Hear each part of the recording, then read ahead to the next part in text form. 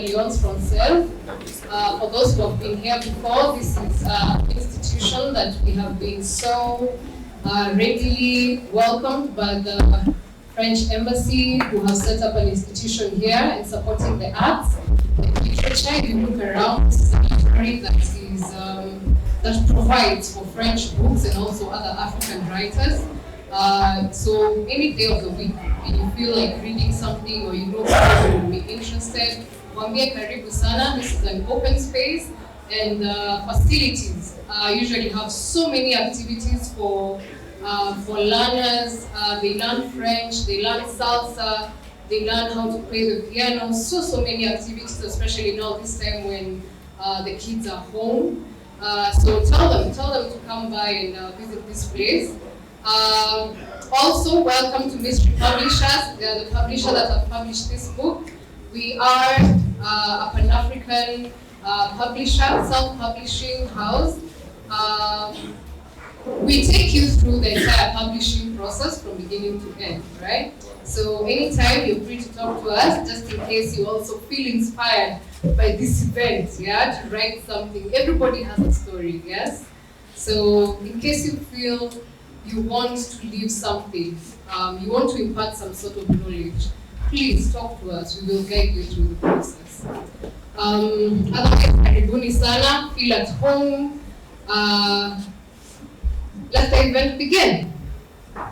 So the first activity for today, we are going to kick off right away with 2 speeches from the author's friend. You know? Yes, I know. Yes. Who's the first one? Who's going to go first? I'll go by age. Okay. So I'll ask Professor Peche to start. Professor, good afternoon, everyone. Good afternoon. First of all, I want to say that Dan Kairo is a very good friend, very close friend, and I'm pleased to stand here to give remarks about the book he has written. First of all this time I've known Dan. He was a scientist by excellence. But it surprised me that he can also get into archaeology and astronomy and the arts. So I've looked at the book, and I think it is a lovely and very creative work. Those of you who have read the book will agree with me that indeed Dan has done a very, very good job, for which we are proud of him. And I really want to congratulate you, Dan. Can we appreciate him with a clap, please? I really didn't know that he had the time because he's a serious businessman. And most evenings, sometimes I see him in some places. So how he managed to get the time, it's amazing. But I think we are learning one thing, that you can do so many things and they succeed. Although people say you must pursue your passion. So maybe Dr. you are a man of very many passions. So congratulations, and I want to recommend the book. Please read it. I think the message which comes from the book is that really people believe in various things, religion and other things. And in this world, it is becoming very clear that live and let live. Appreciate other people's perspectives And the world can be a beautiful place to live in. You can see what the conflict in the world, what is happening. Sometimes it is the mindset which drives people in the world to do what we are seeing, witnessing. So I think that you have added to those who want to read, to appreciate that other people's perspectives are important too. So congratulations once again. Thank you very much.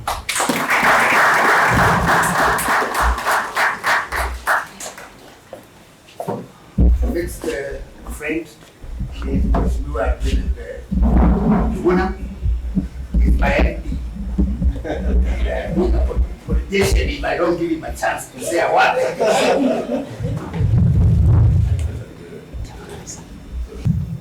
Good afternoon, all. Good afternoon. I think mine is a brief speech, and I decided to have it prepared because being a politician, I could very easily go astray.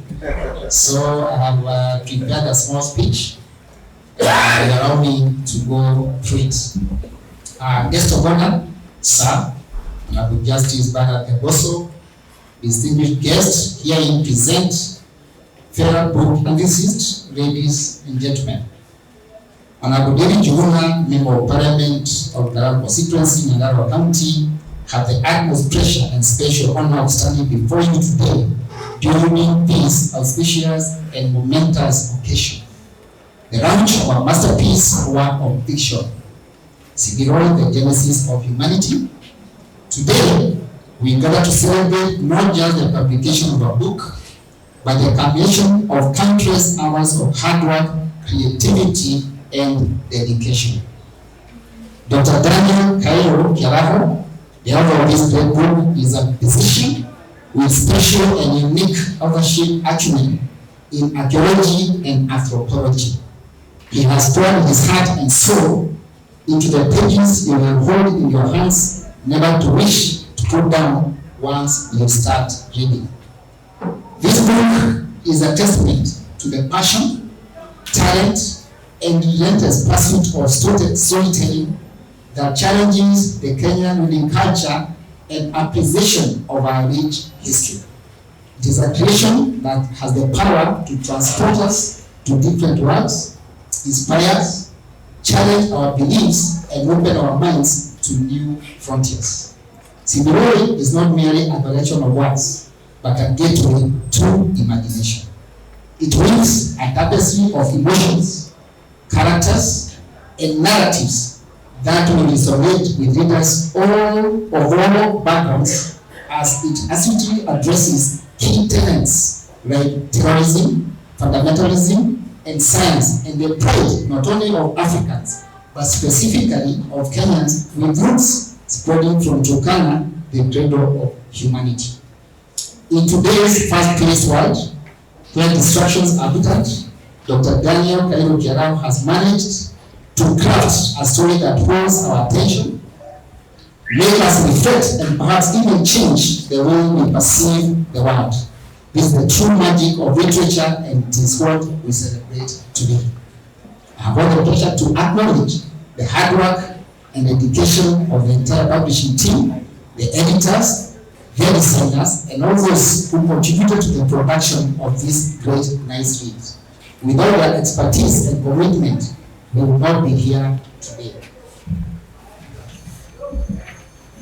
As we embark on this literary journey, I encourage and challenge us not to only read the book SIBILOI, but purpose to share it, discuss it, and allow its words to resonate within us. Books have the unique power to connect and make us feel less alone in the vast universe of human existence. My good friend, Dr. Kairu Kiaraho, as you release your creation to the world, may it find its rightful place in the hearts and minds of readers across the globe. We eagerly anticipate the impact it will make and the conversation it will inspire. May you live to open more books, sir. So without further ado, let us deliberately celebrate the birth of SIBILOI, the Genesis of humanity. by Dr. Kairu Kiaraho, hereditary triumphant disease. Thank you for joining us in this celebration of art, knowledge, and the joy of reading. Cheers to Dr. Kairu Kiaraho. Cheers to SIBILOI. Cheers to Turkana, the cradle of humanity. Cheers to the persistent, ardent love of literature. God bless you. Thank you.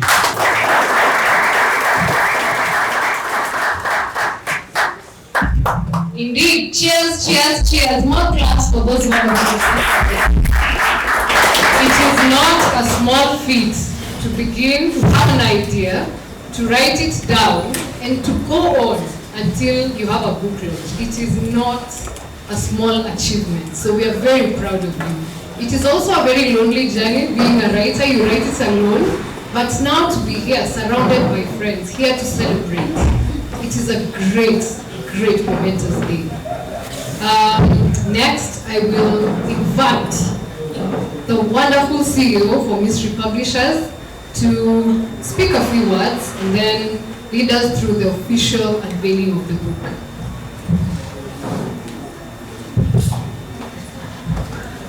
Thank you. Good afternoon.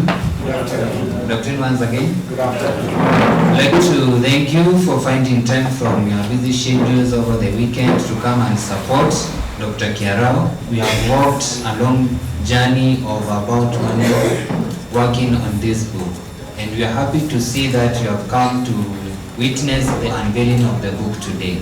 I'm not going to speak much because my speech is in the book, what we have done. If you are happy with it, is what I'm speaking now.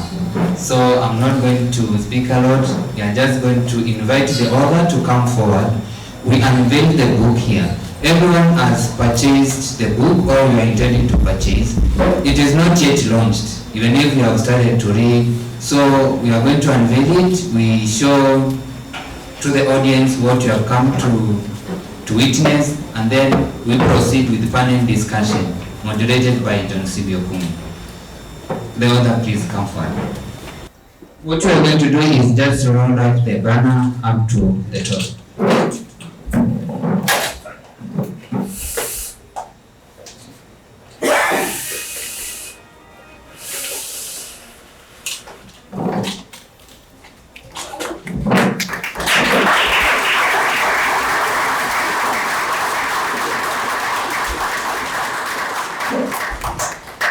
And so this is visual depiction of what you are holding in your hands. And now I would like to give the mic to acknowledge one or two people who has been instrumental in the journey of SIBILOI. Thank you. Because I'm a careful African man, I must be careful and acknowledge my wife.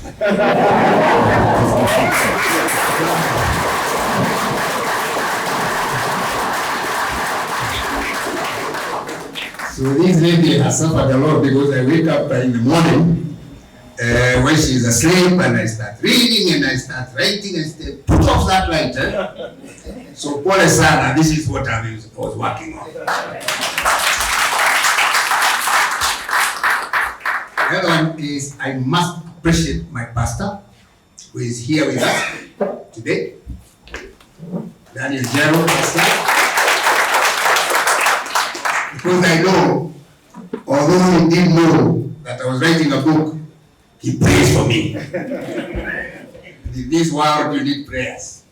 Finally, I acknowledge a young man there who was selling books to you.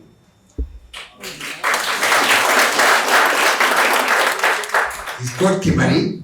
In the book, I call him Kim. He is my son. It is not by design. It's because he actually acknowledged, he used to encourage me when I was writing that book.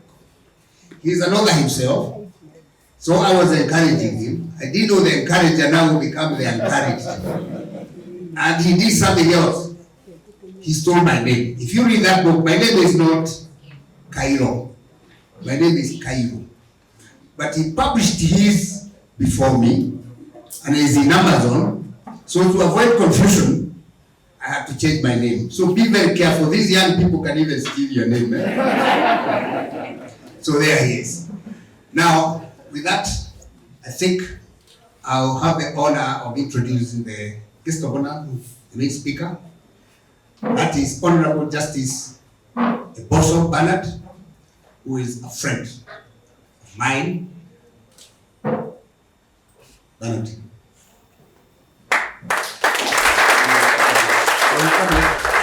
Sorry, protocol. I'm informed you'll come later. Pole sana. So thank you for that, Daktari. So the next session, which you are going to hand over to the MC to inform us, is the book discussion with the author. So you are not going back to the audience, you have a seat here, and then you are going to be grilled in quotes by the moderator.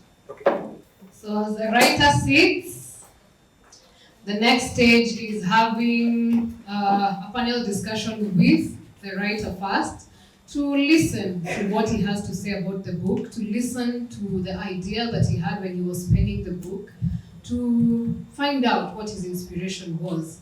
The session is going to be led by the wonderful, you know this voice, you know this man, Joh.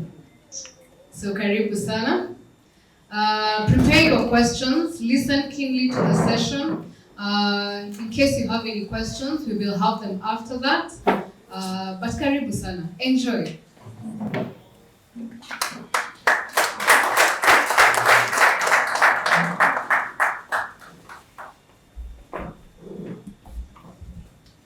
Moriega.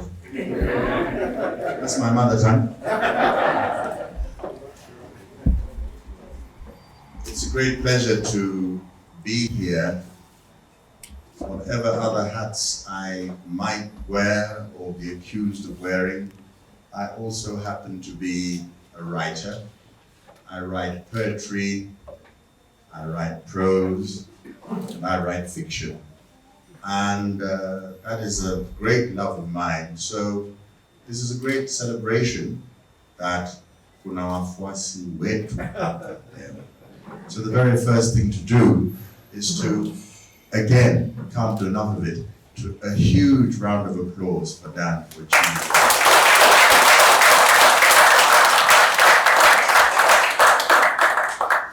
Now, to set the record straight, I'm not going to grill anybody. I wait for the opportunity to do that with William Samoei Ruto. This is a conversation between friends. I have to use your authorial name, whatever your son has done to you. And therefore, for those who are going to have the privilege of listening to this conversation online, I'm talking to the author Dan Kairo, author of SIBILOI, The Genesis of Humanity. And the very first question I'd like to ask you is, did my name, Sibi, inspire you when you chose? Likely. Just ask it. Very likely. What is SIBILOI? Does it exist in it's a veiled question. Is it a true place? Most authors sort of start off by a disclaimer saying any allusion to events, people in this narrative are fictitious. Are you assuring us that SIBILOI exists, that I can catch a plane and go there right now? Yes, it does exist. It's actually... Can you hear him, by the way? Can you hear me? The microphone isn't working. Is. Okay. It's a national park in the northern part of Kenya. Actually, it borders Lake Turkana, and it's a national park, and it does exist. Okay. Are the other, in terms of craft, are the other places that you mention in the book, do they exist for real, or what have you left to the imagination? Most of the places I've mentioned here are real. It's only the characters who actually are creation. Okay. Yes. And I'd also like to start off with your dedication. I like to read everything. I've read the book, I've highlighted it, I've destroyed it for posterity, I've written notes at the back. And your dedication of the essence is for Kim. Kim, yes. Now, and you thank Kim thank you for your constant encouragement. How does one encourage an author apart from feeding him? By telling him not to give up. Okay. Which the young man did. Oh, so you were thanking your son? Yes, not because he is my son. Yeah. Because he is a guy. He used to encourage me Right. when I felt like this is too much. Right. And I ran out of ideas. Right. And I'm writing and I'm in the middle of a book and you don't know how to continue because this is fictional work. Right. My background is medicine, so we deal with facts. Right. But here I'm dealing with imagination. Right. So it was difficult. I needed somebody to probe it. And he did. Well, thank you, Kim. Now, I'm going to encourage you in the course of this conversation to give me long answers, because in my business, if I speak more than you when this thing is replayed, so just keep on talking, honey, and then we're laughing. I'm going to read something to the assembled audience. Again, in this particular dini, it's worth having a taste of how the author writes. Now, normally, one can ask the author to read himself or herself, but not every author is necessarily an actor, which I happen to be. So I'm going to read you to sleep, and if you fall asleep and sleep soundly, that will be the end of the interview, and we can move on to the next stage. Chapter 1. Chapter 1, a setup. Jim Trevor ushered in the second guest, Dr. Paul Brando, into the large lobby of his country house, a 1-hour drive out of London. With Paul's arrival, Trevor was ready to start the meeting and hopefully the project he had in mind. A third visitor was expected later. He led Paul into a lounge where another visitor, Dr. Martha Watkins, who had arrived earlier, was seated. He introduced the two, offered Paul a seat, and took one himself. He had no doubt the project would interest the two, and knew it would raise a heated debate in the scientific world and beyond. The world would be shocked by a claim that the celebrated unveiling of the DNA molecular structure in 1953 was not a new discovery after all. The discovery of the hitherto unknown double helix structure of the molecule by scientists 7 years after the guns of the Second World War fell silent had revolutionized medicine, agriculture, and indeed man's understanding of life in a way not imagined before. Trevor and the team he was assembling would investigate some new information in his possession that suggested someone in the very remote past knew that deep secret of nature. The mere thought that humans possessed such deep knowledge over 100,000 years before the three scientists, Wilkins, Watson, and Crick, rediscovered it in 1953, earning themselves a Nobel Prize in 1962, would be highly exciting. Equally exciting would be the knowledge that those details had been available on a cave wall in a remote, arid location in East Africa for hundreds of generations and had been common knowledge to to a small local tribe living there. The team would endeavor to prove or disprove that what was on that cave wall represented the famous molecule at the heart of the propagation and sustenance of life on Earth. But first, he had to convince the two guests and another who would soon participate in a teleconference with them to join him in that daunting task.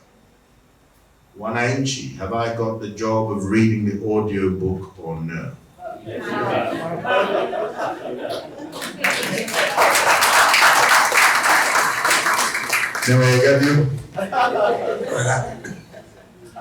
Dan, talking about the structure of your book, there are chapters, but it seems to me that you have one major chapter, and then you do a little sort of chawi little, and you have a chapter within a chapter. In other words, they're segments.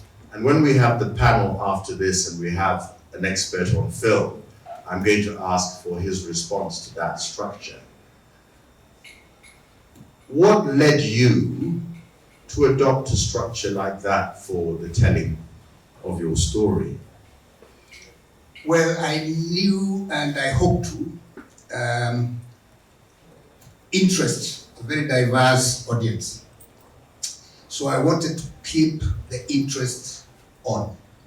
Because if I delved on science alone, a lot of people not interested in science will just yawn and put the book aside. So I kept on intercepting the flow with other things that are still relevant in the book, but I wanted to, I give the scientific bit. Not everybody is interested in listening to science throughout. So bring something else that would interest them as we come back to the main theme. One of the mini chapters, I think I counted as much as 11 lines. Now, 11 lines is normally associated with writing a poem. Do you think that you would give a master class in writing and say, you have a chapter which is 11 lines long? Or semi-chapter? I'm calling them beats. No, I don't think so. Well, the deeper question then, Dan, is when you're telling the story, yes. We have gatherings like this, I see that your entire village is here. But when your entire village isn't here, and we're talking to wanafunzi, we say to them that there is a certain way to write a story. Yes. In which, your case, do you just say you write a story, or are you writing the story with craft? And if you're a medical doctor and a businessman, where do you learn your craft? Actually, I'm very unschooled in that, because in most cases we write in shorthand. So I was trying my best not to write that book in shorthand. And you can imagine, I really suffered. So, but I had to tell a story. The organization of the book, I left it to the publishers as to what comes, what should be. The structure itself actually benefited a lot from my publishers. But I came up with a story. The architecture of it, I left it to them. Right. And credit goes to them. Credit goes to them. Yes. Or lack of credit, as the case Or lack may of be. credit goes to them. But the responsibility is not yours. Yes. So you're a doctor. Yes. Is this, because I know nothing except being given a book to read, is this the first book that you've written? Because I was told your friend and relative has said that normally you are to be found in other places. And in fact, I'd like to join you in those places. In fact, if there's a double involved, I really like that later. But yeah, so when were you doing all this? When did you decide to write? This is your very first novel. No, it's not. But it's the first to be published in hard copy. Right. Otherwise, I have one which is purely in a digital world. Right. which I did, and it has been there for years, but it's purely science fiction. Yes. Again, yes. So this is my second book. Of all the possible genres and types of literature, what drew you in particular to writing science, maybe, and you are being published by mystery publishers? I think you are alluding that it is mysterious. You said it. Here am I just being cool.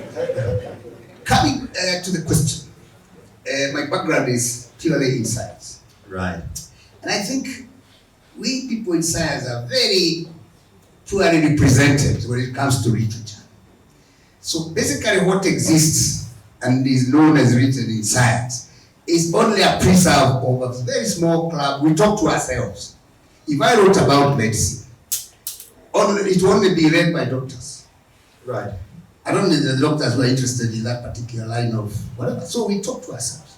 It is important, good, yes, but there's so much. And you see who owns that knowledge? It's not only the doctors, it's the public. They educate us, they pay for everything. You know, I'm using doctors as an example. Same with engineers, same with agriculturists. But we know nothing about what they do. So I'm just saying, there are a lot of stories which are owned by the general public and they should be told. And they are very interesting. But they never get out there. That's what one of the things I was attempting to achieve. May I draw you a bit more on that? Going back to school, those of us who abandoned the sciences because basically we felt we were too stupid to pursue them. The idea that, you know, soap was made with fatty acids and glycerine, an element is the smallest individual part of a molecule, the periodic table. All these things have had no bearing on my life directly. I hope to keep as far away from science as possible. Are you suggesting that I should be reading your book if I hadn't been encouraged to by Vincent de Paul? Yes. Well, in other words, what is the role of science to the lay person? First of all, let me say here without any doubt that we'll start relying more and more in science in future. Actually, very soon, we may even have debates about how much of you is natural and how much is artificial. And we'll have even to define up to what percentage do you stop being human. This will happen. Not now, but in the next coming century, we'll have very new frontiers being opened. And they are coming. We have already started having debates and people being cautioned about how far we should go on with artificial intelligence. People are even fearing that if we are careless, these things might take over from us. So that's where we are headed, inevitably, and we can't do anything about that. The march is on. So it's better we get ready. And it's better that we own science, that we be demystified. It's not a preserve of just a few people. If one is put in the simple language, people enjoy it. And we do it starting with the younger people. Let's not make it a mystery. Well, it's funny because I think watching the BBC maybe as early as yesterday, Prime Minister Rishi Sunak talking to Elon Musk and saying that artificial intelligence is going to take over. If I defined your novel in my simplistic terms as representing the struggle between science and religion, would you accept that as a summary?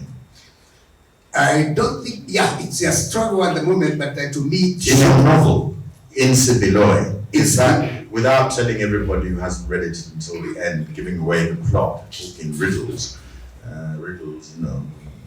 like Abuambo. He likes my sense of humor. Yes. Is that the summary? It's a struggle only in people's minds, because if in real sense, there's no conflict between science and religion at all. Right, but you're Dr. Simiru of the team. Yes. He's the only self-declared believer. Yes. are you suggesting that at the end of the day he's going to lose out? In other words, you as a thinker, do you think that there is a marriage ultimately between science and religion? Because we're talking around your book, Yes. Daktari. I'm not. It's true. I want people to read your book, but I'm so far I'm just having cheap thrills talking to you. Yeah. Yes. Yeah. There is. So do you think that would you sort of do an Einsteinian thing and say even as much as you believe or whatever, and how many galaxies there is a source? Is that something that you yourself as an individual? Yes, I do.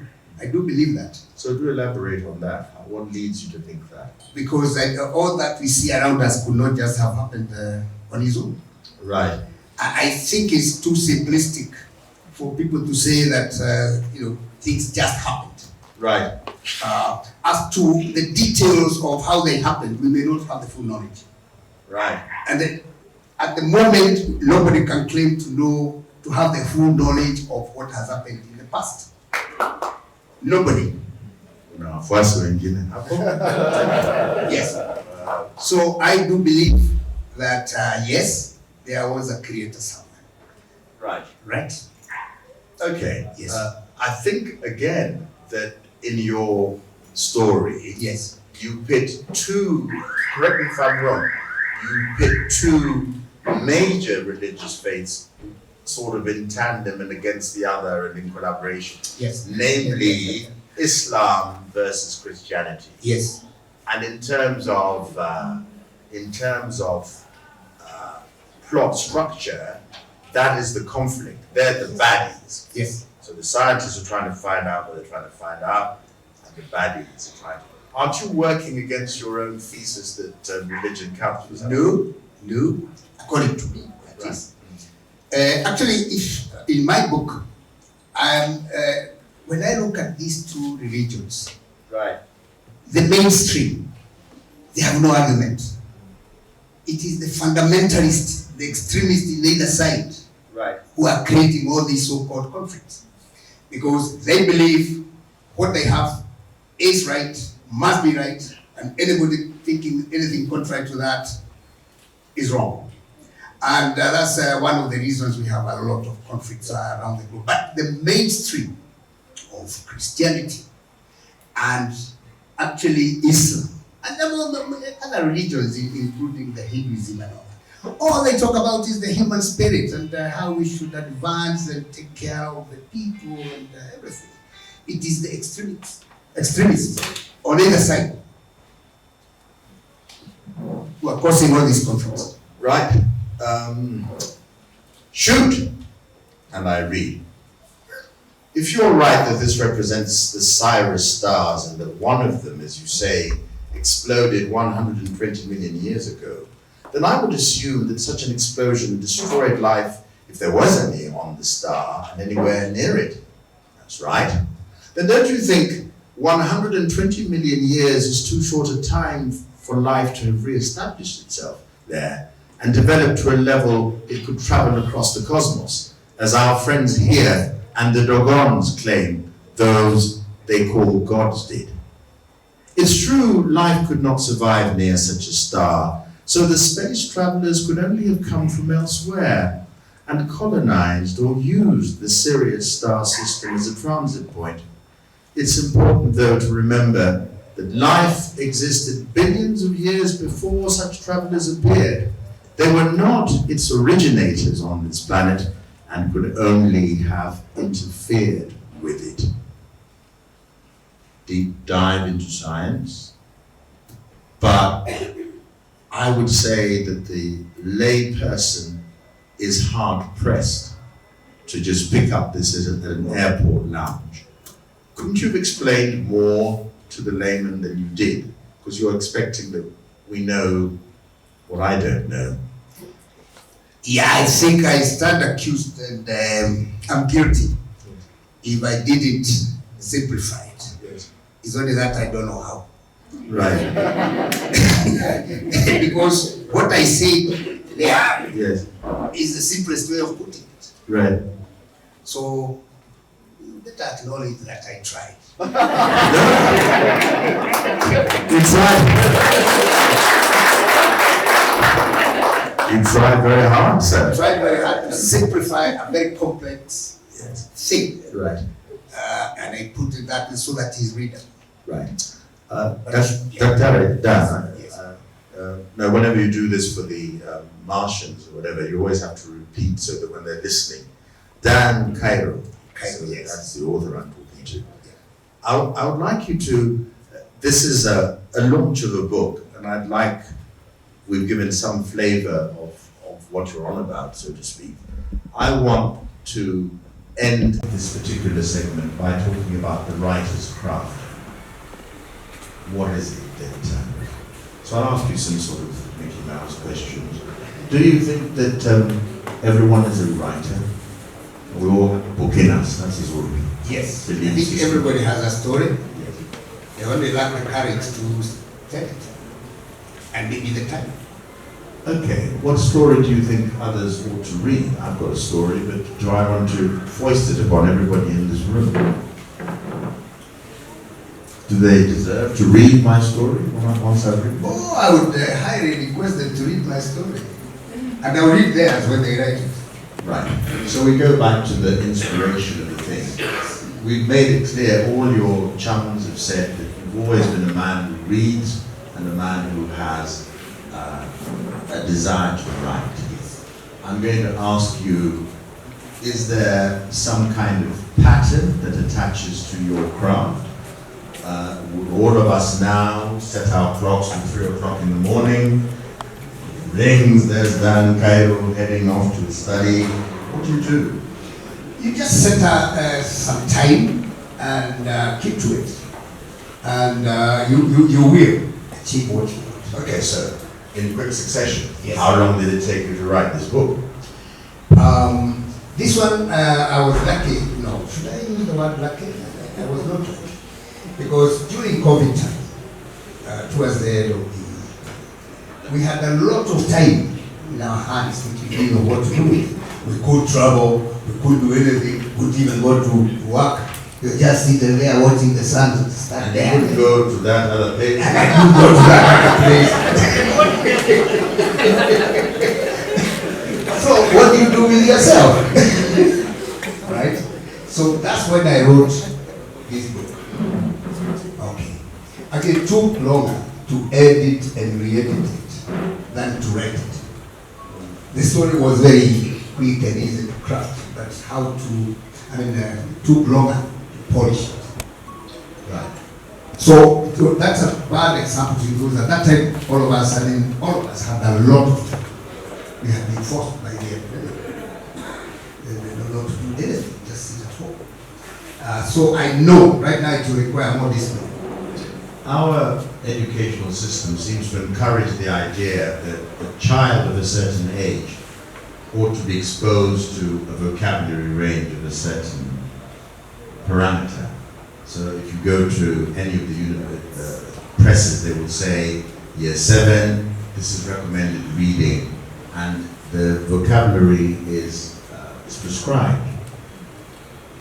Did you write your novel to a prescriptive audience, or am I at liberty to give it to a 9-year-old who is capable of reading English? And then the other thing, a tying question, is there a sense of censorship that enters into the process because something that I've written is quote unquote not suitable for children of a certain age? So maybe they're evocations of sex, sexuality. Did these preoccupations engage you as a writer, or were you still saying, I write what I write, it what it, you are who you are, Ushingu? One thing is I was not trying to educate anybody about anything in this book. I thought you were trying to educate them about the importance of science. Did I miss that one? No, there's nothing new I talked about here. Right. I was just talking about what is already there. Right. And I never got into any conclusion of anything. I never actually came and said this is right or wrong. I left it to people to judge. All I was doing is I was narrating what happens. And actually, as you read this book you find most of what is here is what we read in the newspapers and here and every day. But I was not judgmental. I wanted to leave it to the reader to make their own conclusions. Otherwise, I'll become biased, and if you're biased, you can't be a good storyteller. Dan Kairo, would you like to enter into the debate about professionally published as opposed to self-published literature? In the sense that when we go to our publishers here, the rejection slips abound because our publishers are wanting to run a business, make a profit, and their dream is that they'll be put onto the school syllabus and keep out churning these books out for years on end and become billionaires or one down millionaires. So in other words, you could argue that our culture is stifling the proliferation of any type of literature that might exist. Sorry, this is a rather personal question.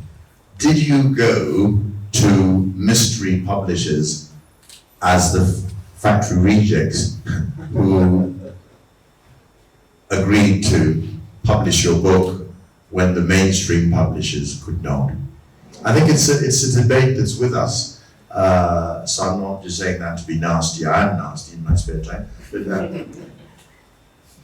I did go to the mainstream, the publishers, because I know them. I've helped other authors, right, to do their books. I don't want to mention them. And they have always asked me, read my book, do this, do that, and I've seen the struggle they have gone through. Yes. Actually, I didn't know about mystery. I went to them because Kim sent me to them. Well done, Kim.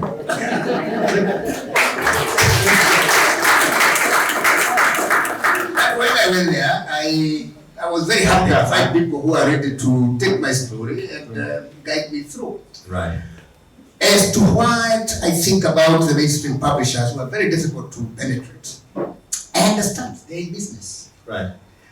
So I think for them, they have to be very careful because particularly in our country, the culture of reading is not very well. Actually, some of us stopped reading when we did our last exam. Yes.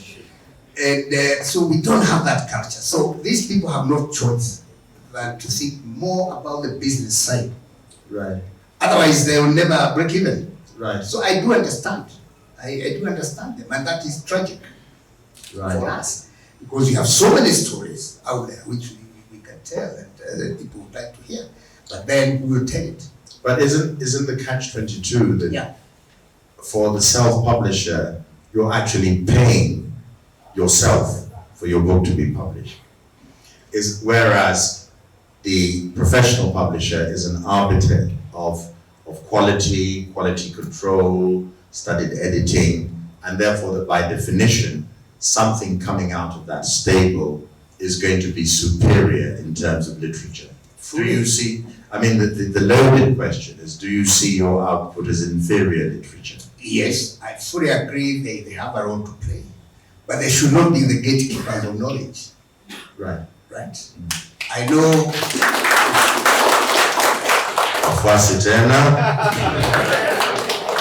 Yes, because otherwise they will keep out a lot of talent and a lot of beautiful stories by just sitting there and giving themselves the role of we choose what will go out there or not. That monopoly is not theirs. They don't have that, and they should. Right. So if they don't take your book, go and self-publish. Bypass them. Right. Yes. I think as a moderator, it falls to me to ask you, if I haven't asked you a question which you have tried to sort of make them entertainingly interesting, but if I've left anything out, is there anything that you'd like to add about your book? Yes. Do. What else did you ask me? Where you go, where is the other place?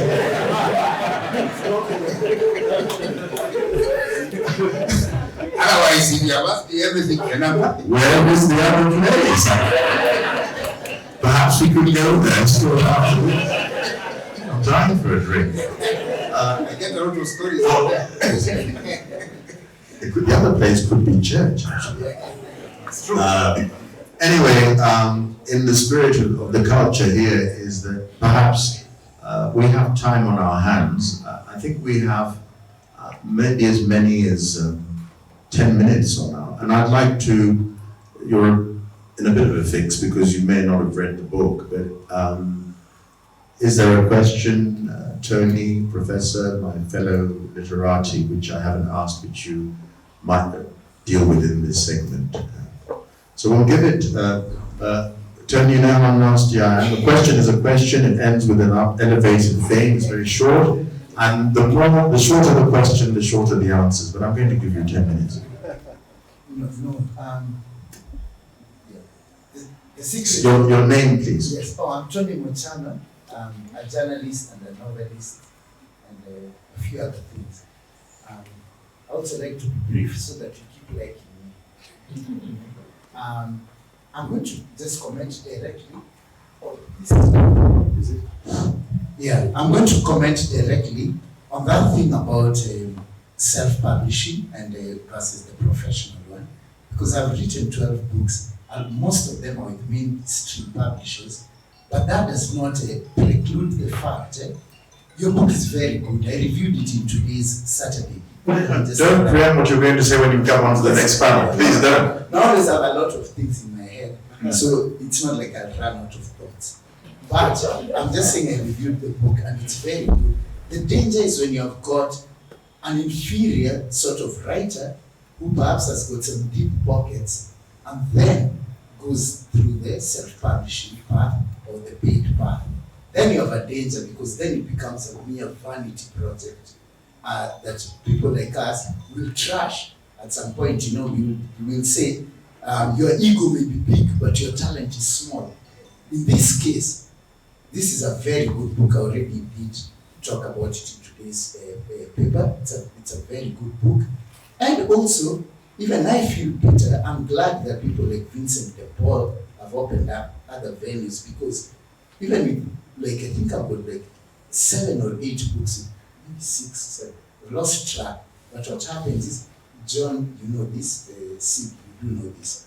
You're given 10%, and if you, after a while, you're on after a while, in case you ever attempted to do your memoirs with them, they'll give you 20% at most. They'll give you 10% to 20%. They'll say, I know you're established a bit, let us give you 20%. I think it is better sometimes if you already assure your quality to do what some of my friends are doing, just to own it yourself. Do the distribution, do the marketing, it's a better path. Because, you know, you can't even say you're eating half the load. Yeah, they'll tell you, oh, these other 90% costs are for this.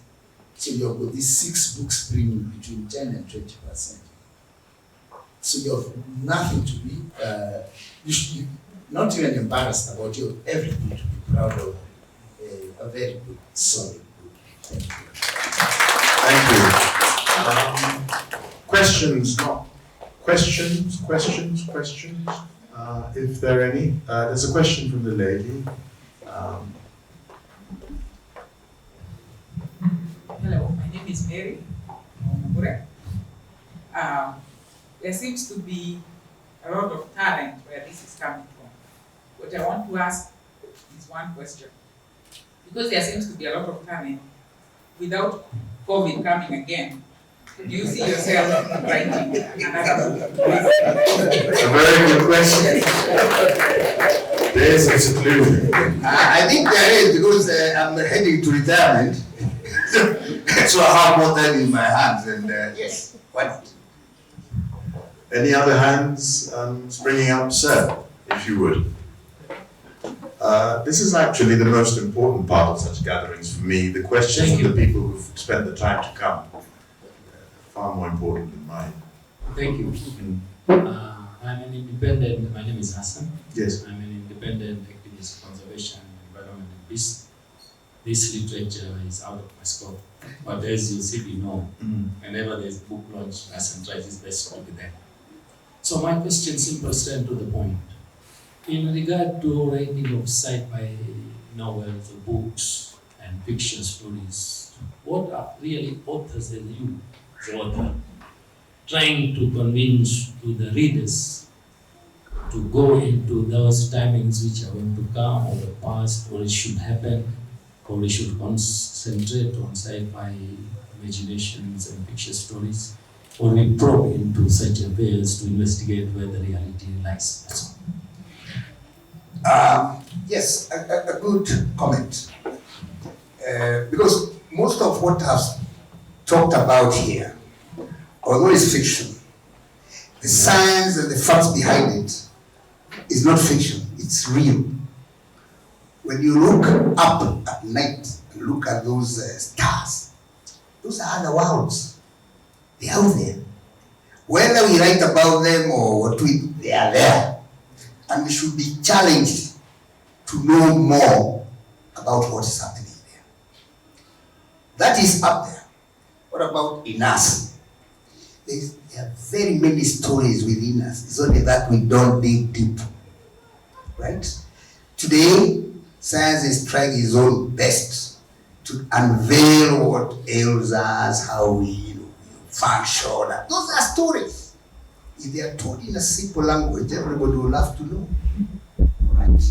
And they are there. The facts are there. We didn't make them. So, I'm not trying to convince anybody anything. I'm just trying to challenge people to dig deeper. Not just to assume what we know is the end of knowledge. Actually, society has a problem. At every age, the group of humans, till the state, think they are the top of the world. 100 years later, it's proven actually they were semi-illiterate. Right? I can imagine what would happen if my grandfather, great-grandfather, he used to live about 20 kilometers from here, came back alive today, and I take him to Wilson Airport, take him into a plane, and we fly and come back.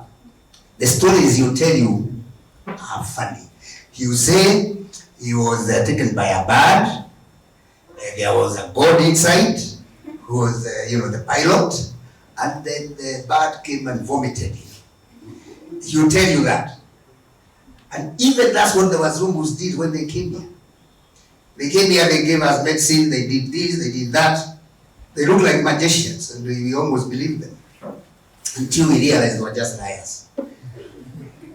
They don't own science. It's only that they got to know it earlier than us. But they don't own it. Science is God's gift, if you believe in God, like I do. So, it's a gift to humanity. We don't, actually even all we are doing is discover what is already there. What is new we have created. When you find a bacteria is the one that gives you a disease, did you actually make that bacteria? You did it. You just found. And we have not reached the end of knowledge. We know very little. In 100 years, we'll be living in a very different world. As I said, some of us maybe will be 50% artificial if we are still living. Thank you. I'd never like to close this Q&A session. Let's see how many hands would go up. Don't make up a question. The question you always wanted to ask. 1, 2. You're not going to have another. Sorry? My question has not been answered. I think, with respect, I think he did answer. I think he said that he writes to. You mentioned a word, very good, suitable word, the gatekeepers. So, as journalist and publisher, you mentioned the word gatekeepers. Sorry, so would you? You mentioned the word gatekeepers. It's a very suitable, nice word you mentioned. So, are there gatekeepers for people who want to write books or want to submit? Because here in city, you've got city fathers. They call it city concept. If you take picture, they arrest you. They are there. Thank you. They are there because many years ago when I wrote my first book, I sent it to a publisher in US who I thought was just a cheap racist. Because when I told him I come from Kenya, he told me to print it, to get it printed by my people here in a very rude way. Okay, I could see through his head. I realized he's a cheap little racist. So it never bothered me. So they are gatekeepers. That one purely could not accept anything from Africa. according to him, you are wasting his time. Right? But I could see his problem, so you ignore him. So even longer than there could be, but I have not met any. Yes. Okay, let's go back. Let me go back to being on my name. We had one hand there. 1, 2, 3, 4, 5. Shall we leave it at 5 questions? Short and nasty answers. Starting off with the gentleman at the back of the hat on.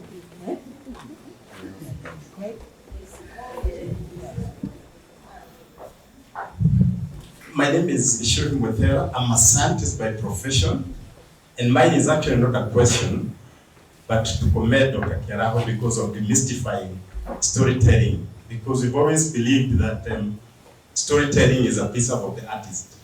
So we feel encouraged as scientists that we can actually have one of our own publishing a story, a book, in terms of storytelling. Thank you.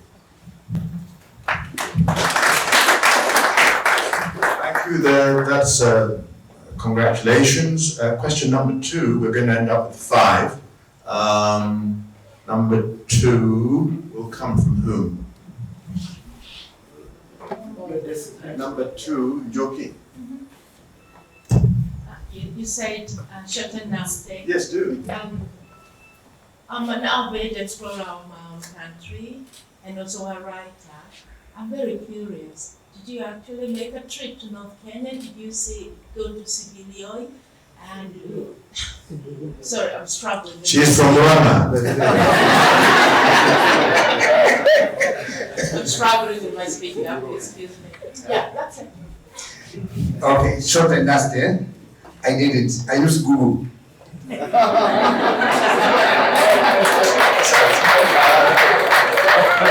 Question number 3. Question number 3, if you would. Hi. Well, the future leaders, we're going to give them a clap. Well done. Well done. I wanted to ask whether the book was written for my age, 13-year-old boy. Yes. I sort of asked that question, but let's hear it from more directly.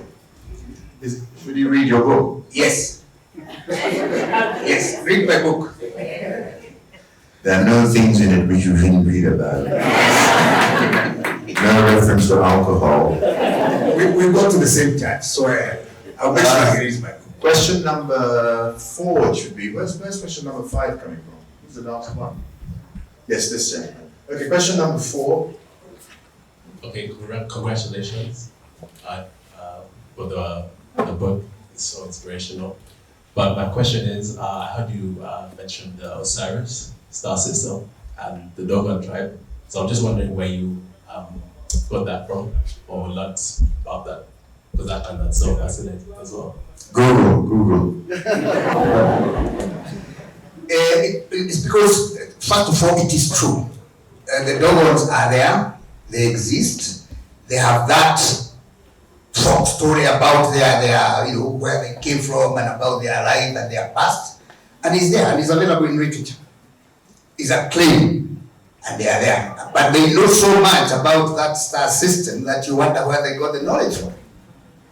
They'll even tell you that there is another star that is not discovered and is there in that star system. They knew. And it's only, I think, 20 years ago that science discovered that it is true. But these people have known this for centuries. Where did they get that knowledge from? Remember, this is an African tribe in Chad. All right? Isn't married? I think he's married. But when the Wazungus came here, anything African, anything indigenous was trash. And that's why I brought that issue about that tribe. Right? I didn't use real tribe in that book for a lot of political reasons. I wanted to be politically correct. But anything that we said or we knew, the colonialists trashed it. It was supposed to be primitive and heathen and all that. But that's for another day. And actually we have lost a lot of indigenous knowledge. And even the one that is still here, we don't respect it. Why am I clothed like this? Why didn't I come in a chuka like my grandfather? Why? Is there any good reason? story for another day.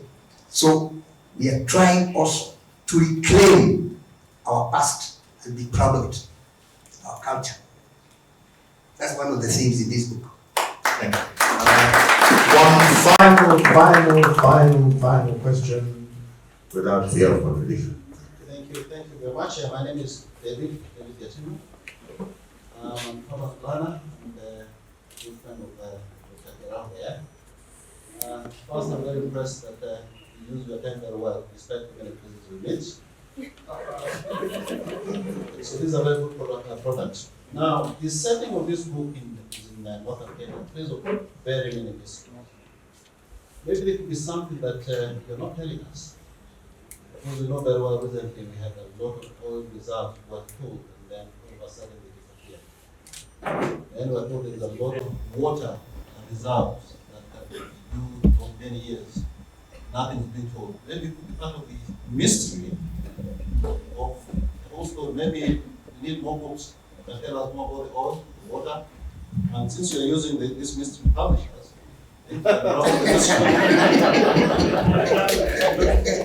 okay. Actually, I'm not responsible for the oil that appeared and disappeared, or the water that came and we have never drunk it. That's beyond me. But there's one thing that I must admit. Kenya is known out in the rest of the world so much about what has been discovered in Turkana. So I thought we should just do justice. We see it as a concept of those foreigners who come from France, go there and dig out some bones and they claim them. Actually, they are no longer even in Kenya National Museum. If you want to see them, you have to go to France. So I was just doing justice to show that there is so much in our country, Africa, total, and we don't own it. It's being claimed by foreigners. And we go there and we look mesmerized, looking at it and reading funny little things in their museums. And it's our heritage. Why is the Samoa's head? What is it doing in London? It's in a museum in London. Right? This is the Nandi warrior who dared to resist the Wazungu. They even cut his head and is being displayed in London. Well, you know, it's an abuse.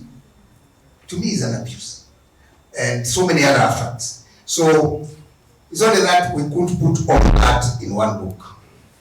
So that's what I'll be doing when I retire. Let's thank our guest author.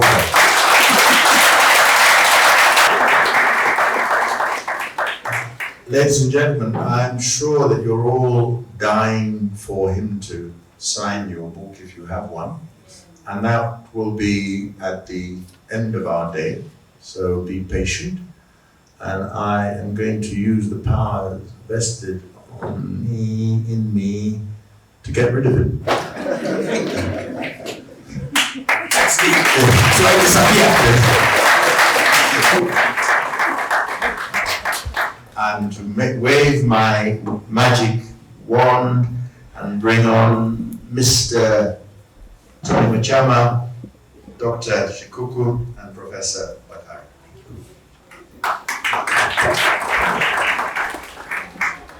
Three chairs, I'll be at the end.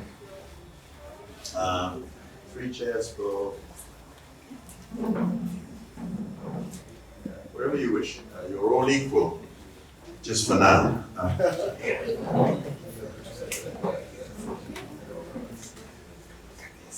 Okay, ladies and gentlemen, thank you very much for your patience. I spent a lot of time as a teacher of French in a high school, and we teachers were always told that lessons should never last more than 40 minutes, because at that point, you know, you need oxygen, growing arm. So let's do the old teacherly thing and ask you all to stand up for a while. So my boss, Mr. Vincent de Paul, told me to have a variation on the theme of panel discussions, and that is to get people who are accustomed, habitual readers who've read the book and we're going to give an informed response to them. So there's a gentleman in black, and let's call him Dr. Shikuku. He comes from Kenyatta University, therefore he's an academic, and he knows something about film. So he's wearing, he's not wearing a hat, but if he were, it would say film.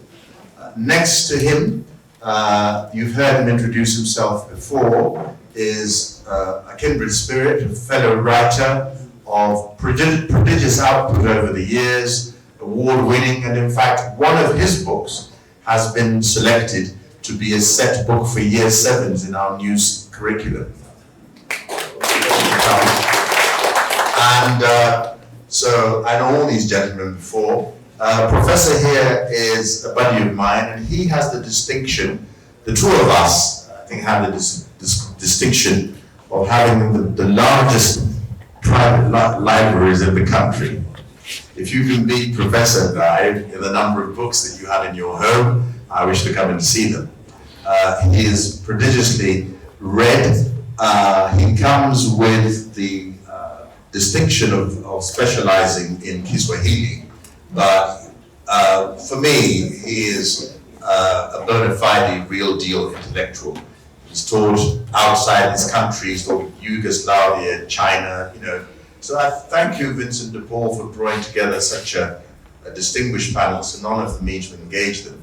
And we're just basically taking the conversation slightly further, and with those hats, filmmaker, writer, reviewer, linguist, if you've read this book, what do you think you'd have to recommend it? And I think I'm going to start with you, Tony, Mr. Mochama, not just because you're centrally placed and in theatrical terms that's very dominant, but just because you were the reviewer, to ask you to regurgitate, for those of you who haven't bought today's paper, in your own words, how did you review this book, Tony?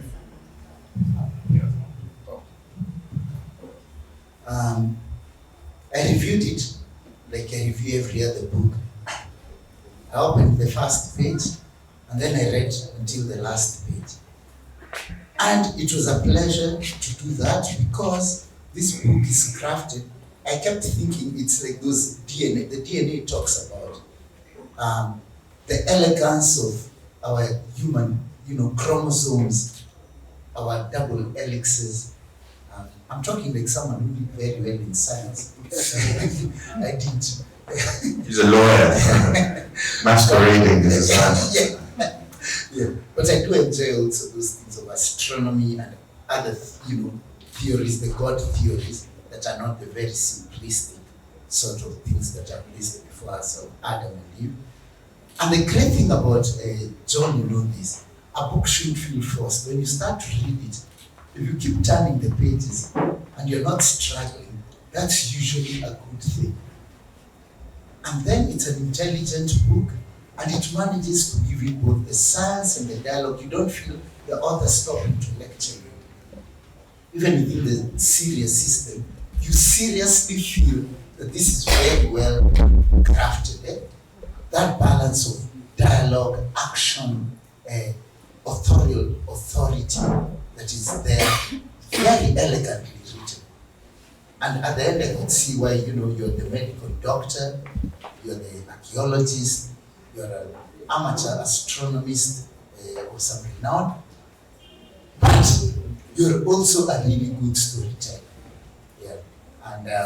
And I'm so happy because if this was a crap book and De Paul had said, let's be on the panel, it would be very sort of strange. So I'm just going to ask for a bit of silence from our audience. There's a lot of feedback coming through so that we can listen to this conversation. Please, Tony, you were saying? Yes. So, no, I'm done. I mean, in terms of, an intelligent book, well written, superbly crafted. Daktari, for your opening remarks, again, a thought did come to my mind quite independently that Dan Kairo could have been a candidate for writing the next James Bond movie. Would Would you agree with my remark that it's very cinematically written? It is, especially the ending where I should say. Hey, Ramona, sorry. Hey, don't talk about the ending. Reread the beginning. May I under curfew here? Yeah. Well, we want to lead people to the book, Dr. Okay, well, I'll start from the beginning then. Yes. When he starts writing, first as Tom Machama says, you feel the story flowing. You start and then you don't want to put it down. Because the language, first of all, is simple and appreciable. Secondly, as you move on, you want to know what happens next. And then after these people have met in London, what are they coming to do in Kenya?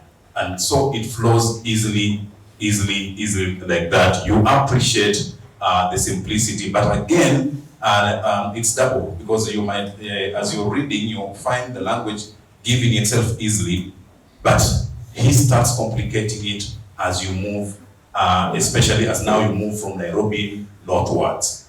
I don't know if now I'm going right, because I started from the beginning. Exactly. As long as you don't, as long as they end up buying the book, Dr. we're laughing. Yeah. But John allowed me to say that that ending is dramatic. Thank you. It is a dramatic ending. Prof, not to ask exactly the same questions. For me, the idea of, I'm sure this makes sense to you, the idea of linguistic register, and Dan Kairo, not an English person, having the audacity, the temerity to say that he's putting words into an English scientist called Dr. Martha Watkins, and people living in a palace somewhere in Kent or places that none of us have ever been to. Is there a register of language which can be adopted? Because we're talking about specificity of space. We found out where SIBILOI is. We're talking about specificity of culture and background. What about specificity of language? Did you feel that these Dr. Watkins, the American, there's an American guy in there, there is an English person in there is a Dr. Simiyu in there. I'm wondering whether you think author Kairo got it right, or did he say, an Englishman would never say good morning once again, because we don't say that. Do you understand what I'm saying?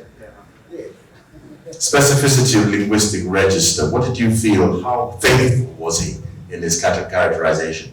I do take it you've read the book. Oh, sorry. If you haven't, then I'm stuffed. No. You haven't read the book? I read it. No, from cover to cover. Okay. And did I put my question succinctly? Maybe I didn't put it properly. First, before I answer this, I would like to just say that I have this library with 3,000 volumes in my home, and it covers a variety of subjects. And 95% of that you can't find in any library in the country. And these are books that I've been collecting over the years, from the time I was an undergraduate, at the University of Nairobi, till when I went abroad, and wherever I went, and thanks to Amazon, I was able to get more and more. And the other nice thing was that if you work outside, you get paid better. So when we were at the University of Nairobi, we were literally idealistic, because we said, we've been educated by this country, so we want to give back.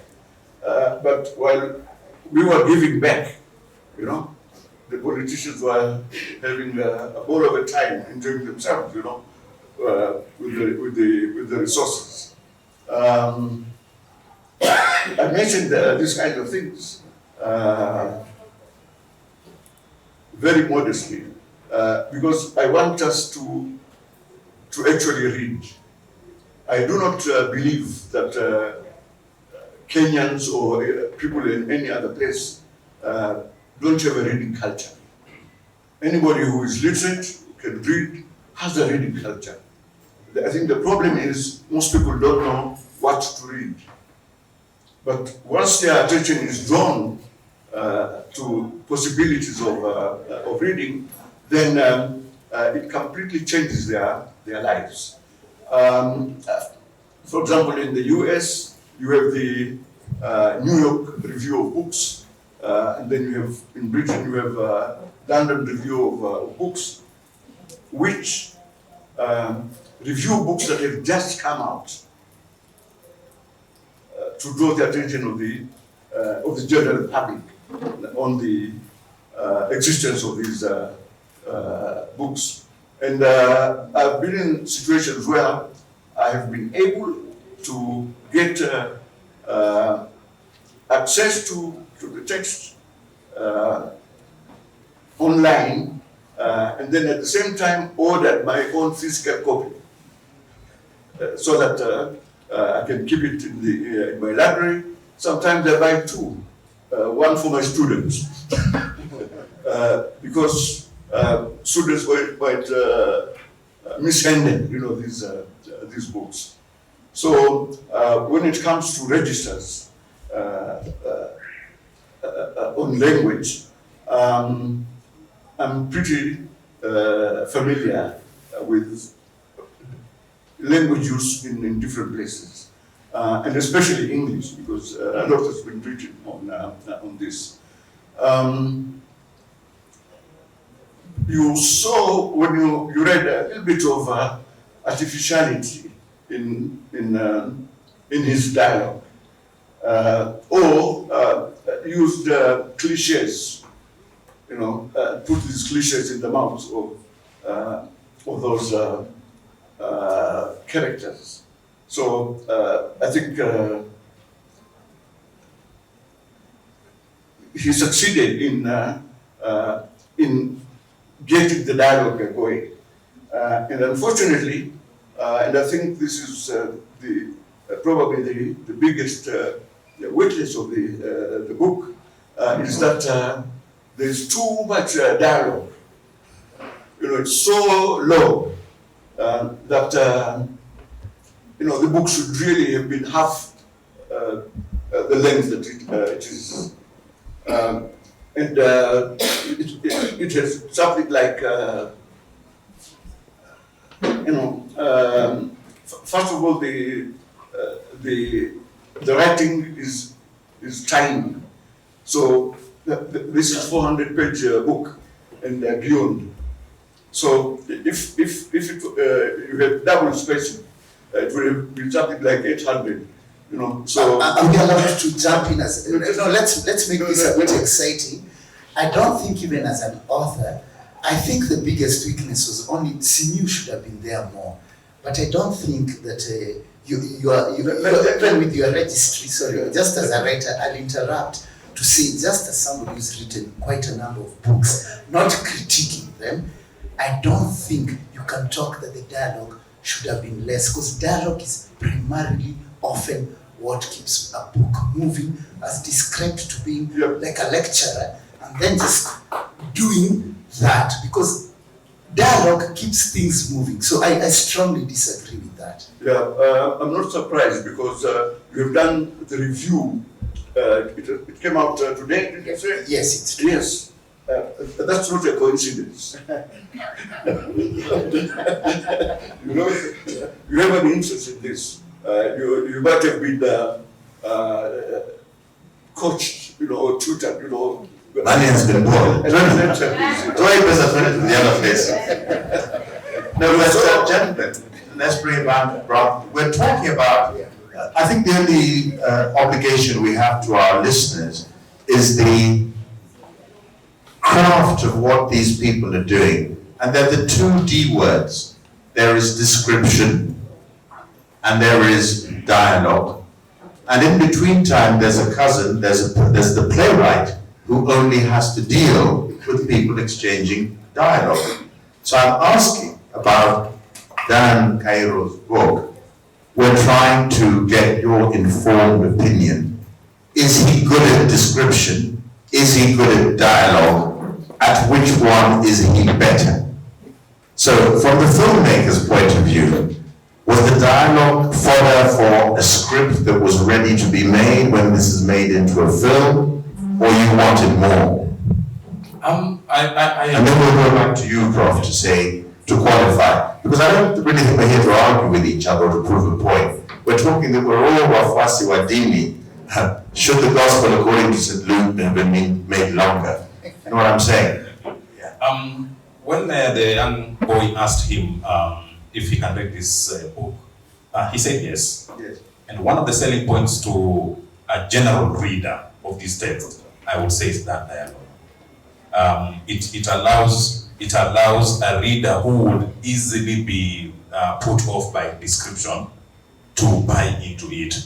And of course, from our perspective of an artist, I would say it gives it an edge in terms of if any person in future, any writer in future will want to adapt it into cinematic form or even theatrical form.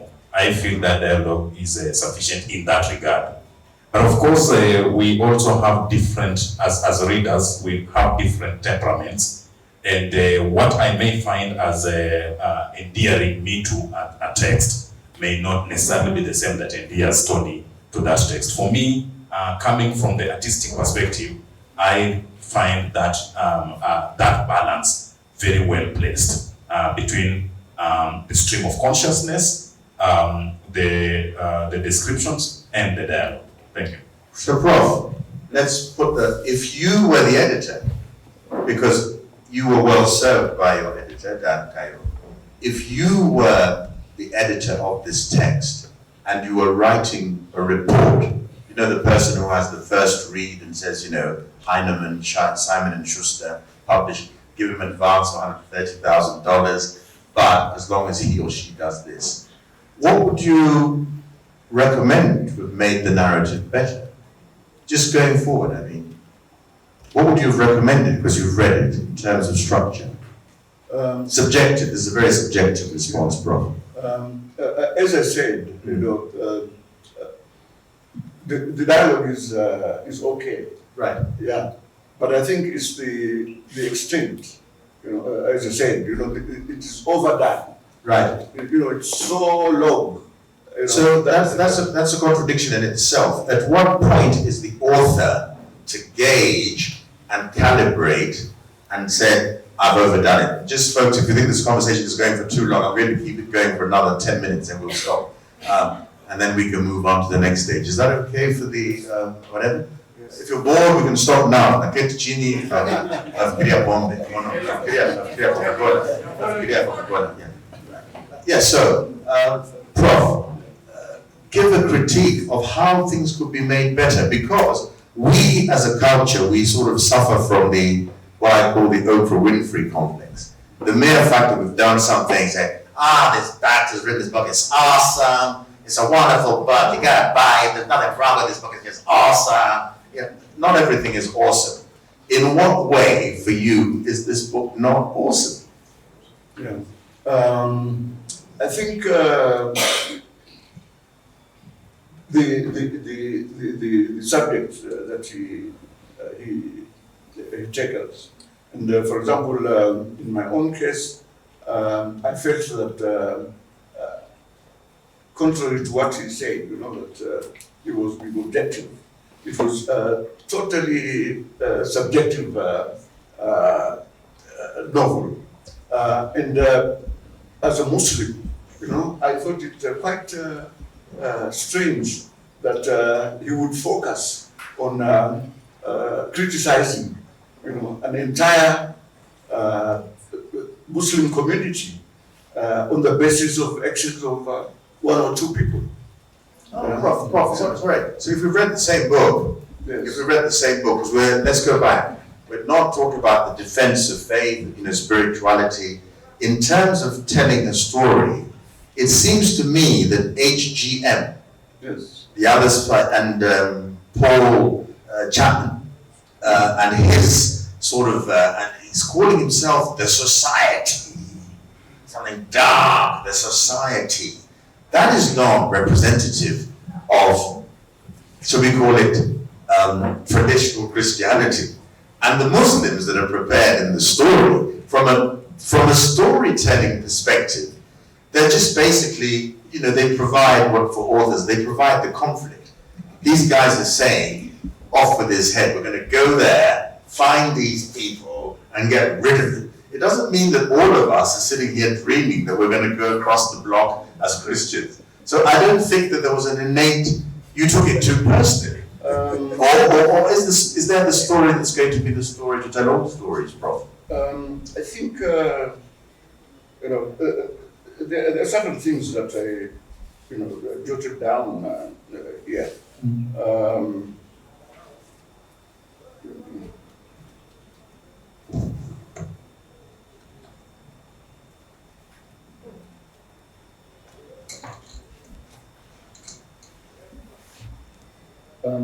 You know, it's as if. Could you use your microphone? Yes. It's as if, you know, all Muslims are happy about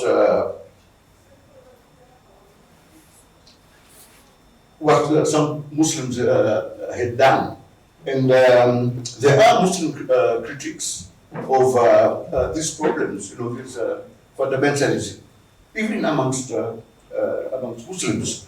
So there are, for example, Nuruddin Farah's crossbones. You know, if you read Nuruddin Farah's crossbones. But Prof, Prof, surely you ought to be quoting from the book itself. No, I'm not. You can't quote Nuruddin Farah. Isn't that a bit unfair? No, can't you say on page 52, Dan Kairo says, that would be, you know, it would be unfair. No, So I think sorry. It would be material to be quoting outside of the context of what's been written, and you made it very clear, and I saw it in my review. There are Christian, it's always on the extremist ends. The Islamic extremists in this book who don't represent very respectable mainstream Islam, and there are Christian fundamentalists in this book, if I remember, the Gideons, Jerubals who think they are warriors from an ancient time within fundamentalist Christianity, the type of Shakaholas who also don't represent mainstream Christianity. So that if you intellectually import, you are parachuting thoughts that are outside of the context, if you're in a court of law. Am I right? In a court of law, it will be told it's immaterial. Yeah? So we have a judge here. You will be told that you are actually being immaterial and it's irrelevant to the discussion. Thank you, Prof. Let's try to be intellectuals even if we're not. Prof, what's your response to that? He's just said that, I think I'm trying to summarize that, saying well, you have to contextualize. You can't tell every single story in one story. What did you find reprehensible, unacceptable about the portrayal of Islam in the novel SIBILOI? I think it's the idea that Muslims are very violent lot. Right. And this is something that I think would be, well advised to read Prince Churchill's very famous essay or lecture that he gave at Oxford, entitled "Islam in the West." But the Prof, as a counterpart to that, in the book, he has some pretty hard-nosing Christian fundamentalists as well. I mean, that's the whole point. He's just doing a yin and a yang. As a writer, I'm saying, this is one group, this is another group, and they're all set on eliminating the man in a yellow tie. That's just craft. Do you really think that people the fundamental question, Prof, is that are people writing stories to proselytize and change the world? Do you think that is the function of the novelist? That's not the function of the novelist. Right. There have been novelists who have been very successful in being objective, because they are not part of the story. They are probably neither, on neither side. But in this particular case, a Muslim there's no doubt about it. He would feel that these people are finger pointing, because this is a stereotypical image of the people, which is not really the case. Right. That is why these novelists like Nuruddin Farah, Mohsen Mahdi, the reluctant fundamentalist, and Youth of God by Hassan Gendi Santur, they... Are you writing these titles down? We have to close it down, I'm sorry, but I have to give you another voice, and that is Daktari. We're leaning to this idea of telling a story in a film. If you, because here you are, you've got a hard-nosed intellectual academic, and he's telling you, you guys, Desoma Kitu, also get your 3,000 books and read them. That's a nice message to go away with. For you, Daktari, if you were to turn, do you think that this could be a movie to tell Daktari's story that would appeal to people, or would it be general release? Or do you think Dan Kairo has written a book which is for Christians only? What's your feeling? As a story, not, because the minute we start getting into our religious beliefs, we're done. Okay. I think, John, you are a bit hard on Prof.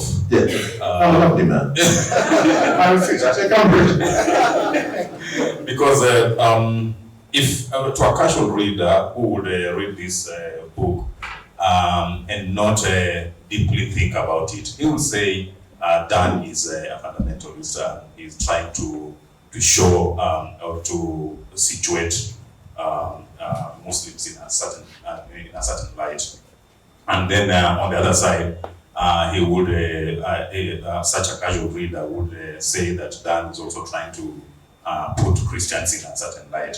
And sometimes I want to agree that when we read a text and we don't go deeper into it, it can lead us into those kind of fundamental thinking.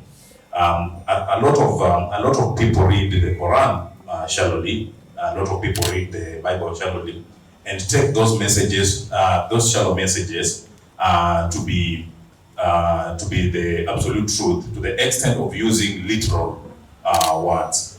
And I think that's the fear of that Prof has, that one who may not interrogate this novel deeply to understand the idea of storytelling, first of all, the idea of provision of conflict, elements,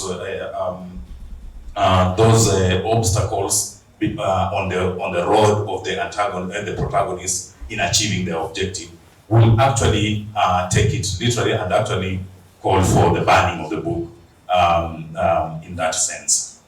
But I also hear what how you are correcting, Prof, in the sense that this book does not need to be read at that shallow perspective. It needs a deeper reflection on it. It needs an understanding that in the long run, he is giving us a probability. He is telling us that, look, we might be marginalizing the North, and yet it has something that can offer the country and the world. He is trying to tell us, Stanislavski, what if?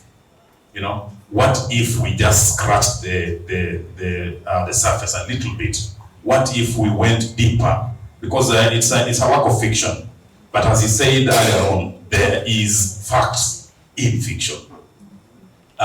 So there is more. For me, I find this text as I was reading it, I found it as asking me to dig deeper, just like the archaeologists were digging. the text asks the reader to dig deeper, to think beyond what we are always given. And that is something that we as, I don't know how to call us, but we as critics, we as readers, first readers, have the privilege to do. Thank you.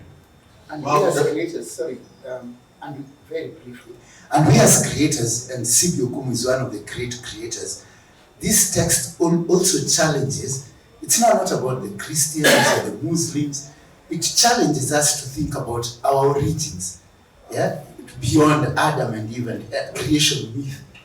It could be that, it could well be that there are people from the Sirius star system, not people like us, but from the Sirius star system, 120 million years ago. It challenges us to go back into the proven science of billions of years ago. We can't remain at the childlike level that what I was in Catholic parochial school. My mom wanted me to go to Strathmore because she was very Catholic. I chose Stare because I'd done the marks. But it challenges us to grow up intellectually. We can't become 60, 70 years old and we are still very basic thinkers. It challenges us to think of the uniting sciences of archaeology, astronomy, and the story of humanity. That's why I love the title, The Genesis of Humanity. To think beyond where we live. John, you know there are people, say in America, they live in Kansas, they don't know where Kenya is. You can't be in this universe and not even know what your next galaxy is. What's Andromeda all about? So I like that. I love the challenge of that. And that's what I also really appreciate. Beyond being like children and just thinking, oh, here's some holy book and let's take it literally. The world is far bigger, literally. The world is a universe. Prof, a courtesy is for you to have the final word. Would you have that final word before I shut this down? Say what you like, anything you like. I think I'll just give a general impression that I got, by the time I finished reading the text. And you have to finish. There's somebody walking out. That's also a good sign. Yeah. I found that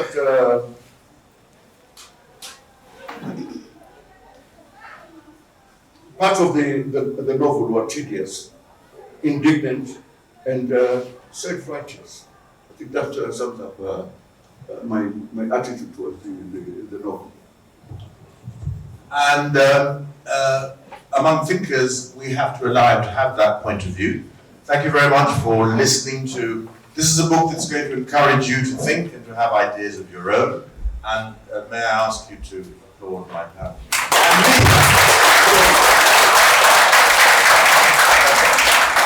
Thank you very much. We're off. Thank you, Bidi. Makofi, what a candid challenge. Very thought-provoking. I wonder if anybody has questions, but we do not have time. See them after this, yes? I am now honored and privileged to welcome the chief guest. He is none other than Honorable Justice Bernard Eboso.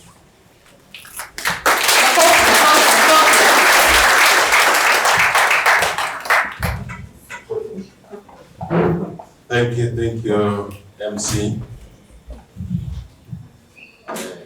Taking to the podium just after the panelists have done their critique of the book is not one of the things that anyone wants to do.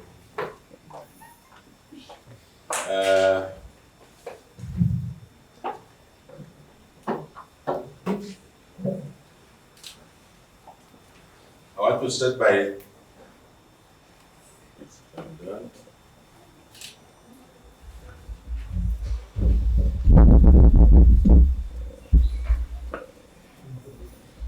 yes, as you've been told, my name is Bernard Eboso. When Dr. Kiaraho told me to come and be a speaker here, I was not certain why he settled on me. I asked myself, is it because he knows that I come from the land of Professor Mboga, Francis Mboga, one of our best writers? Is it because he knows that I am a neighbor to one of the continent, one of the leading publishers in the continent, Dr. Henry Jakaba? And then lastly, I asked myself, is it because he has seen me with Professor Ndangasi, he who does not spare even the dead? I nonetheless accepted. So, ladies and gentlemen, permit me to begin by thanking the author, Dr. Daniel Kairu Kiaraho, also known as Dan Kairo, and the publisher, Mystery Publishers, for inviting me as a guest speaker at the launch of SIBILOI, the Genesis of Humanity, ? I am indeed pleased to be a participant in this launch. I have known Dr. Kiaraho for 2 decades. For a man who has spent much of his time in the medical field and an equally substantial part of his life in the real estate industry, it calls for commitment to find time to come up with an outstanding fictional work such as SIBILOI. Books play a crucial role in society.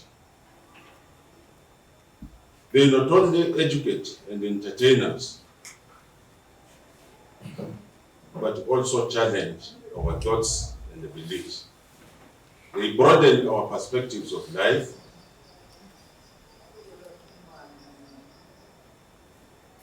They take readers to places and the journeys to places they may never have been to, or they would ordinarily not take. They help us to deeply understand who we are and the society we live in. They shape our lives and they transform our thinking. Those who have had the opportunity to read SIBILOI have been taken to Genes, to Europe, to Turkana, the land of the Amalek tribe, and the origin of the Atikiri, the belt. They have been taken to art galleries that they would never have imagined that they would visit. They have been taken to many other places. I have had the opportunity to read the book. It comes out as a true fusion of fiction, science, and archaeology. It brings out the unending rivalry or a conflict between science and religion. It reignites the unending debate on the true origin of man. Is it Turkana in East Africa, or is it somewhere else? It is inspiring. I have no hesitation in recommending the book as an exceptional piece of literary work. It is a book for all seasons and for all cadres of readers. I encourage all to read the book.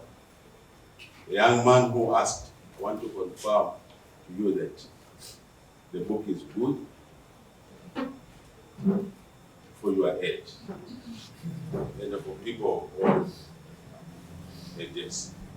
The quality of this fictional work was summarized by one of the panelists, Mr. Tony Muchama, in today's Nation.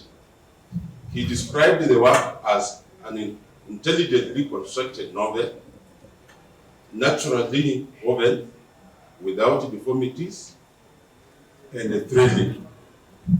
I want to confirm that I share those views. Lastly, I want to congratulate Dr. Daniel Kairu Kiaraho for sparing time to write the book. Daktari, with or without COVID, we want us to write another book.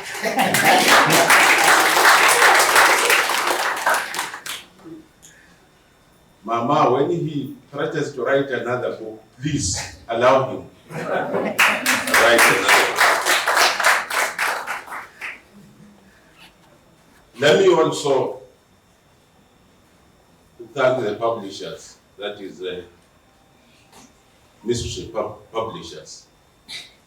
There is indeed a debate as to whether people should self-publish or not. Mr. Muchama spoke about it. I belong to the school that believes that as an author, you are in a better place when you have a publisher. Because that way, there is a second eye and a professional eye for that, looking at your work. What we want to encourage is more and more publishing houses to come up. But the quality is always better when you have a professional input by a publisher. With those few remarks, I want to thank you for listening to me. And I want to confirm that it is my pleasure and honor to declare SIBILOI, the genesis of humanity, officially launched.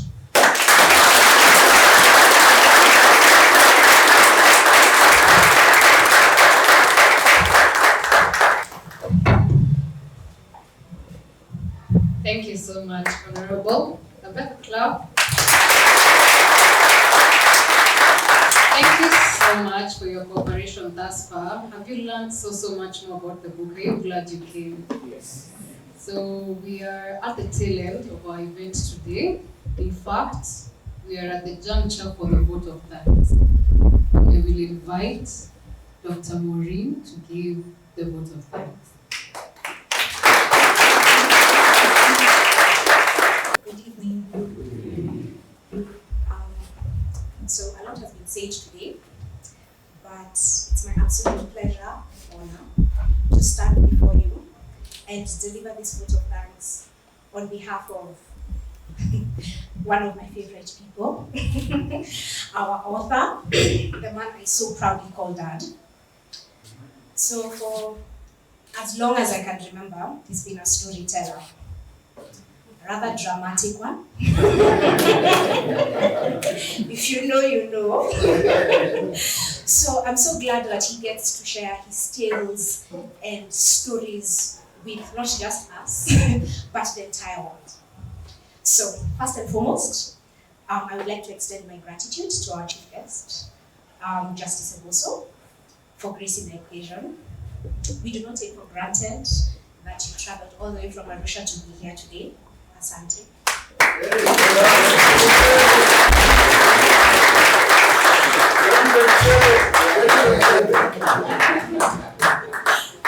I would also like to appreciate the publishing team and editors at Mystery Publishers. They have played a crucial role in bringing this book to life.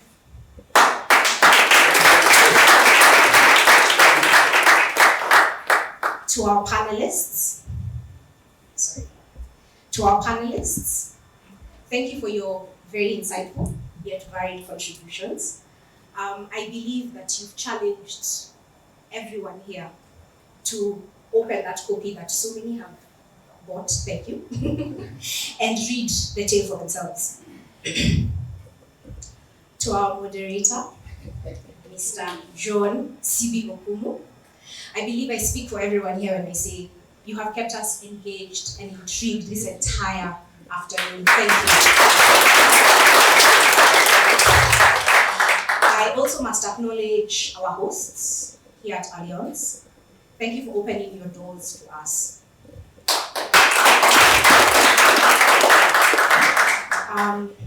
Lastly, but most importantly, I want to thank every one of you who has shown up today. Clap for yourself. So anyone who knows my father can attest to the fact that he's very intentional about the connections and the relationships that he has made over the years. If for whatever reason you have a committee to be formed, stand assured that he will be in it. And there's a 95% chance that he'll be the chairman.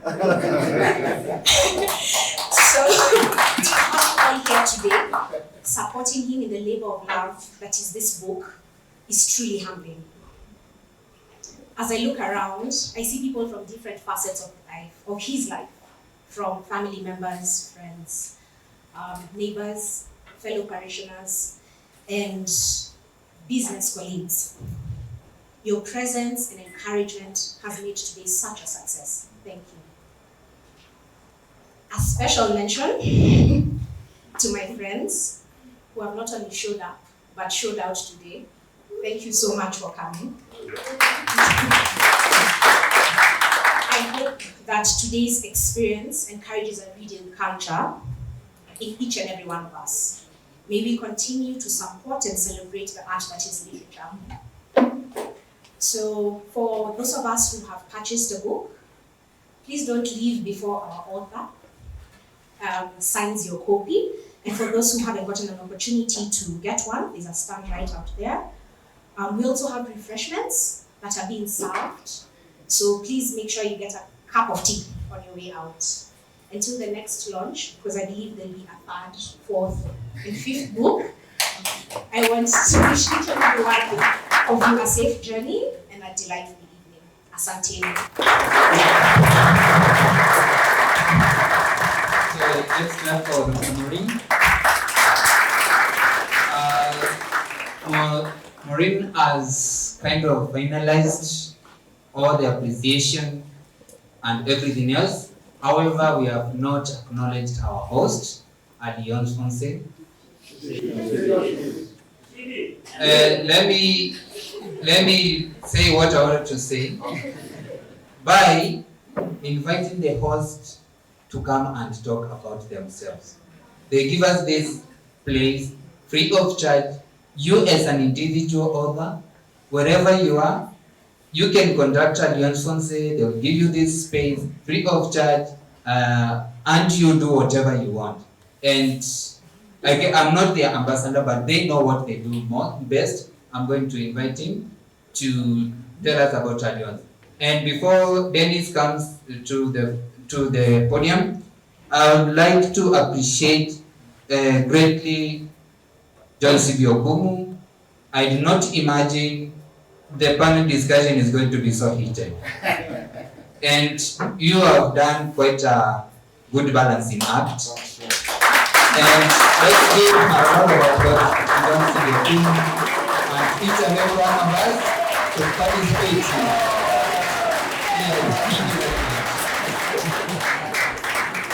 Thank you. Dennis. Bon après-midi. Can I say bonjour? Comment ça va? Bienvenue à l'Alliance Française. Welcome to l'Alliance Française Nairobi. Dear Honorable Edward and all the distinguished guests, I am here just to say a word about what Alliance Française is doing. What we've done for the last two years, we've been giving this space to Kenyans who are writing, especially the upcoming literature enthusiasts. We've been holding about the last 12 months, we've held 55 events, all for free. We give the seated capacity of 100, a space for a cocktail, a space to sell your things. And all this is to promote the Kenyan literature. We know it's very difficult out there. And last 2 weeks, we held what we call the Nairobi Book Fest, whereby all publishers, bookshops, and authors have a free stand. You know how much it costs out there to participate in these book festivals. So all this is to bring the self-published authors together and to give them a platform for them to be seen. So if there's any one of you here who would like to use this space, kindly come and see us. Only that until December is fully booked. So now we're checking from January onwards. On behalf of our director, Monsieur Charles Koudon, I say merci beaucoup. So thank you, Dennis, for your support throughout. So the event is now, the party is starting, the party batch, and we are going to set up a book signing table there. Everyone who has got a book, please come and have the author autograph the book for you. So thank you very much. Have a nice evening.